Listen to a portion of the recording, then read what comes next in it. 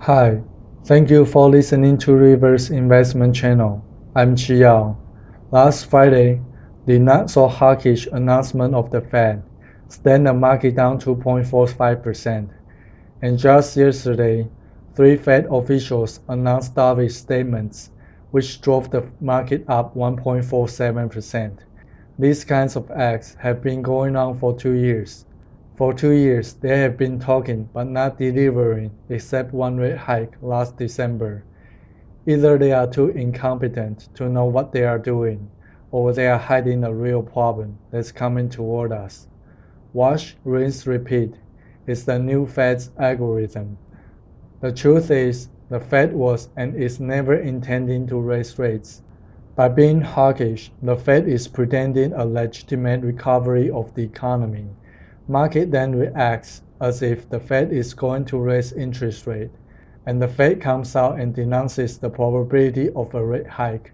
But since when the central banks are so afraid of raising interest rate and popping the bubble? Because they understand how deep the hole they dig themselves in. They know and feel the problems. It's the promise we can't keep, the debt we can't pay, the bubble we can't pop.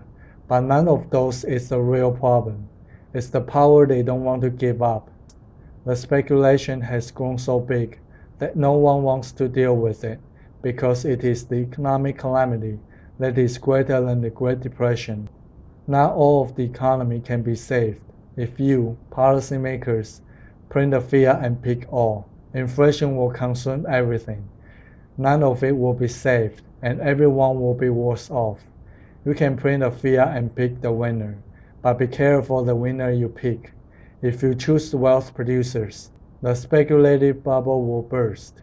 You will have to forfeit all privileges given to speculators. They are your powers to lie and steal. If you choose price speculators, the collapse of wealth producers will render the economy more chaotic. Social unrest will be unpreventable. However, it is so obvious which side they will pick. Last time, central banks had to quadruple their balance sheet and lower the interest rate to zero, and that was the cause of the real estate bubble. But this time, the bubble is the fiat currency. How are central banks going to save the fiat?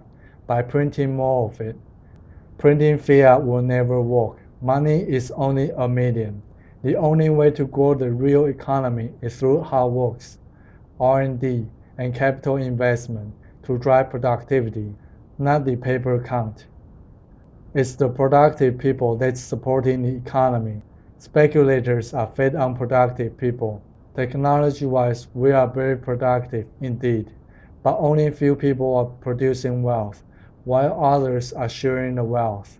The more fiat gets printed, the more people will suffer, because the number of goods is fixed.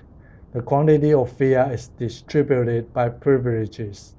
Most people will get very little, if any, of the newly printed fiat, and because of the same reason, we will work harder for less as the wealth is stealed away. Recent news show ECB has actually running out of bonds to buy. Swiss National Bank and Bank of Japan have actually revealed they are printing money to buy stocks and have become the biggest owners of many big corporates. But at the same time, the real economy gets obliterated. So did fiat printing help or destroy? To wrap it up, the Fed will only raise rates to save their non-exist credibility. But at the end, the free market will force the Fed to do anything it wants. The Fed thinks they can steal the market, but at the end, the free market will have its payday. These mobs think they can heist the power from the free market, when at the end, the free market will have them self-destruct. The consequences will end bad. Embrace the free market and sound money. Thank you for listening to Reverse Investment Channel. This is Chi Yao, signing out for now.